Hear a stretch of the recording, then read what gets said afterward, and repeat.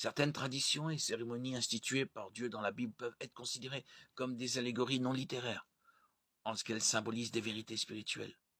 Les sacrifices d'animaux, par exemple, nous montrent que notre péché entraîne la mort et chaque substitut sur l'autel préfigure le sacrifice de Christ pour son peuple.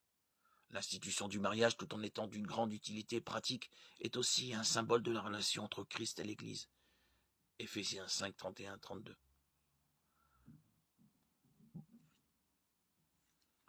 Beaucoup de lois cérémonielles de Moïse concernant les vêtements, la nourriture et les objets purs et impurs représentent des vérités spirituelles, comme la nécessité pour le croyant de se distinguer des incroyants en esprit et en acte. Ces exemples ne peuvent être individuellement considérés comme des allégories qu'une allégorie est constituée d'un ensemble de plusieurs symboles. Mais le système religieux de l'Ancien Testament et de certaines parties du Nouveau peut être considéré comme une vaste allégorie de la relation entre l'homme et Dieu.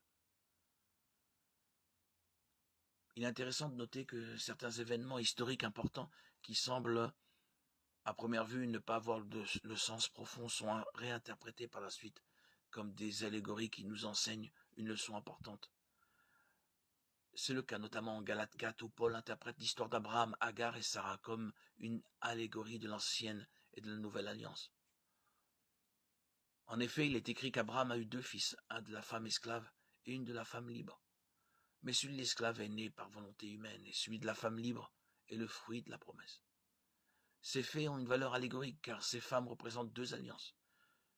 L'une vient du mont Sinaï et donne naissance à des esclaves, c'est Agar. En effet, Agar, c'est le mont Sinaï en Arabie, et elle correspond à la Jérusalem actuelle qui vit dans l'esclavage avec ses enfants. Mais la Jérusalem d'en haut est libre, celle qui est notre mère. Galates 4, 22, 26.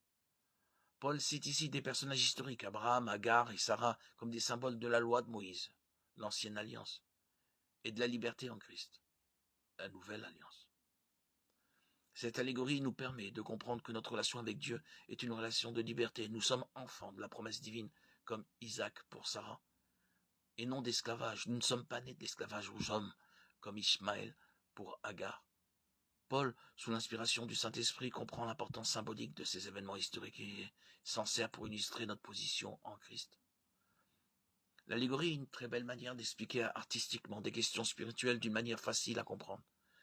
Par les allégories bibliques, Dieu met des notions difficiles à notre portée pour nous aider à les comprendre. Il se révèle également comme le grand conteur qui agit à travers l'histoire pour préfigurer et accomplir ses desseins.